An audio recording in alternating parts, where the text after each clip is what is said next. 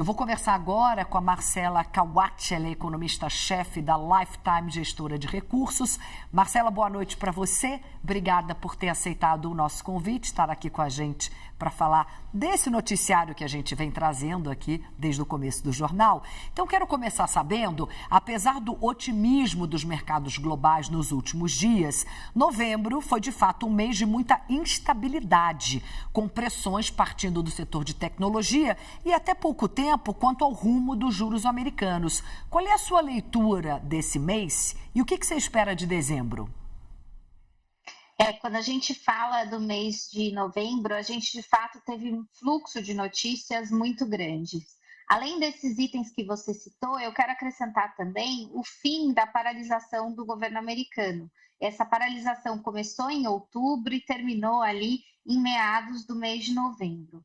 E é por conta dessa paralisação que fica tão difícil a gente olhar para frente quando a gente fala da economia americana. A gente está com os dados nos Estados Unidos estão todos represados porque essa paralisação prejudicou o trabalho do escritório de estatísticas americano. Então, a gente tem ali dificuldade de enxergar o que foi de fato a economia ao longo desse ano. Ao longo desse último mês, a gente está com um fluxo grande de notícias, mas não um fluxo grande de dados. E aí, olhando para o mês de dezembro, tanto nos Estados Unidos quanto no Brasil, eu quero chamar a atenção para a super quarta, que é aquele dia que a gente tem a coincidência de datas da reunião do Banco Central americano e do Banco Central brasileiro. Por que é tão importante? Porque essas reuniões podem dar para a gente também um pouco de indicação do que pode ser o ano de 2026.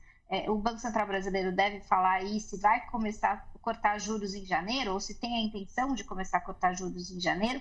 E no caso do Banco Central americano, a gente vai ter o que a gente chama de DOTs, que são as projeções dos membros do colegiado. E aí eles vão dizer para a gente quão longe vai esse ciclo de queda de juros que começou lá no mês de dezembro. Ou melhor dizendo, quão longe eles imaginam que deve ir esse ciclo de queda de juros.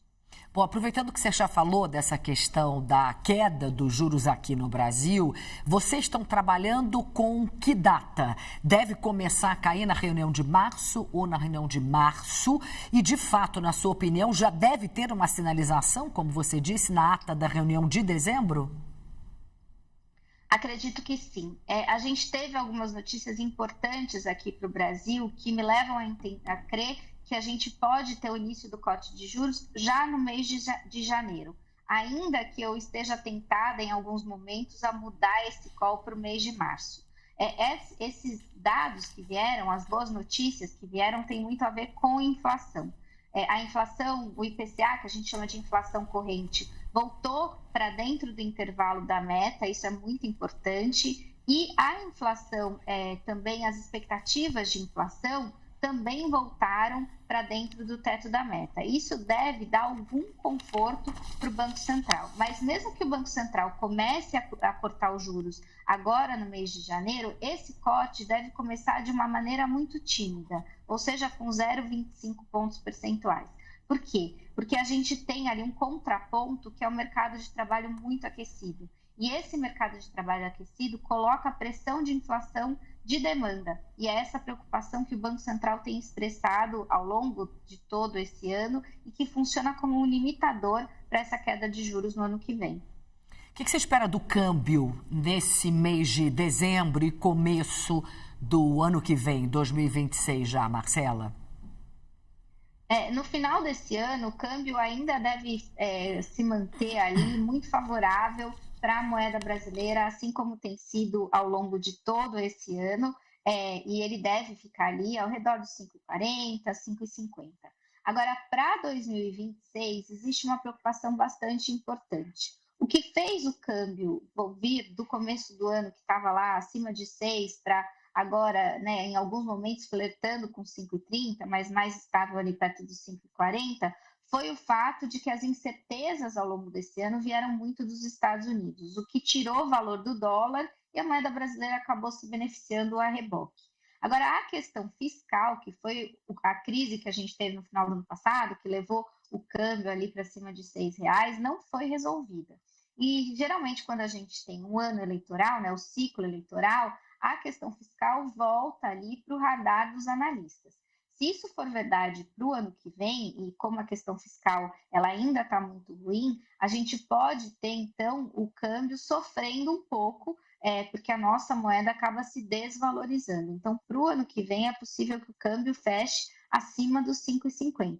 Mas, de novo, vai depender de quão forte vai ser essa preocupação do mercado em relação à questão fiscal doméstica, né? Olhando para o Brasil. Eu vou passar para a pergunta dos nossos analistas, Marcela. Vamos começar pelo Vinícius Torres Freire. Vinícius. Marcela, boa noite. O presidente do Banco Central, Gabriel Galípolo, tem dito e disse ontem enfaticamente que a política está dependente mais do que nunca de dados, a política monetária.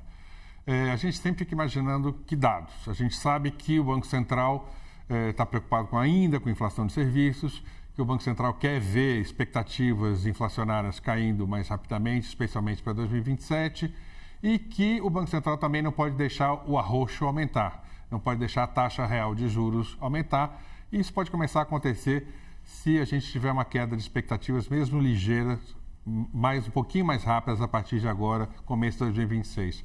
Então, que dados você acha que vão mover o Banco Central? E lembrando que, apesar do mercado de trabalho estar robusto, estar forte, aquecido, a gente viu hoje na PNAD que a taxa de crescimento do pessoal empregado diminuiu para um ritmo que a gente não via há 2 anos, embora o salário esteja crescendo quase 4% em termos reais. Então, tem um mercado que está dando um pouquinho de sinais contraditórios, um de queda e um de aquecimento, como a gente viu no CAGED e outro, e por outro tem o BC esperando dados. Está aí também do mercado de trabalho, da inflação, da expectativa de inflação e da inflação de serviços. Desse conjunto, o que vai levar o Banco Central a começar a se mover e mudar, pelo menos, o discurso? Se eu tivesse que escolher uma única variável ali entre essas que você falou, eu escolheria a inflação de serviços. Ela é reflexo do mercado de trabalho aquecido, mas ela é justamente, né, o reflexo na ponta para o consumidor. E é ela que tem sido o calcanhar de Aquiles do Banco Central. A inflação tem vindo para baixo, para dentro do intervalo da meta, principalmente por causa do câmbio. Enquanto isso, a inflação de serviços segue rodando ali perto dos 6%. Então, isso é uma preocupação muito grande para o Banco Central. Com relação ao mercado de trabalho, a gente diz que o mercado de trabalho está trazendo sinais mistos, né? Como você falou, está cheio de más. A gente viu hoje os dados do IBGE trazerem o desemprego para o menor patamar da série histórica, mas com o crescimento da população ocupada desacelerando e também, mesmo que a massa salarial esteja crescendo ao redor de 4% já em termos reais, a velocidade de crescimento também está desacelerando, o que é uma boa notícia para o Banco Central. Portanto, o mercado de trabalho ali está na iminência de começar a ajudar essa inflação de serviços. Os modelos indicam que já para o começo do ano que vem, né, isso já deve começar a ajudar um pouco mais. Então, é aí que está o ponto que deveria deixar o Banco Central um pouco mais confortável para conseguir cortar juros. E vale deixar claro que a reunião de janeiro está quase 2 meses à frente, porque ela acontece no final do mês de janeiro. Então, aí você já teria tempo para ter um fluxo de dados que deixaria o Banco Central mais confortável para começar esse ciclo. Mas a verdade é que o Galípolo tem mantido o seu discurso ainda muito duro, né? Ainda tem dito que o patamar atual de juros é um patamar suficiente para trazer os juros, a inflação para baixo, e ele parece confortável com isso por enquanto. Vou passar para a pergunta do Eduardo Gayer, lá em Brasília. Gayer, boa noite para você. Marcela, boa noite. Boa noite também para você, Cris, Vinícius, todos que nos acompanham. Marcela, ainda falando um pouco de inflação, queria te ouvir a respeito da decisão da ANEEL hoje, que rebaixou a bandeira tarifária de vermelho patamar 1 para amarelo agora no mês de dezembro. Isso significa energia mais barata para o consumidor, conta de luz mais barata. Qual que deve ser o impacto na inflação, nas contas de vocês? Pode ter ali uma influência no IPCA nesse finalzinho de ano? Ou era nas projeções de IPCA, evidentemente? Ou se já era uma mudança precificada pelo mercado, essa redução na bandeira tarifária? Boa parte do mercado imaginava que a gente pudesse ter aí uma melhora da bandeira tarifária para o final do ano, que, portanto, ajudaria a inflação.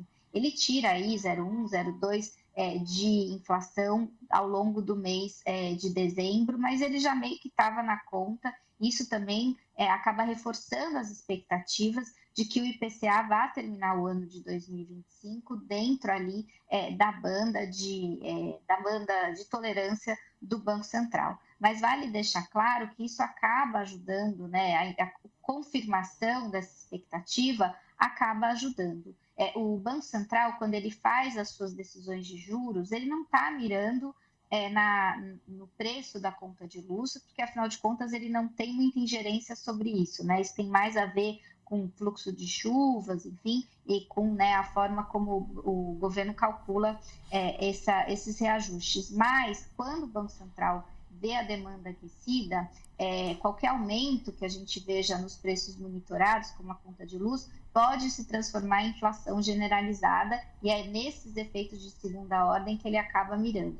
Então, é bem-vindo, porque o efeito de segunda ordem para baixo também pode ser positivo para a inflação inercial do ano que vem.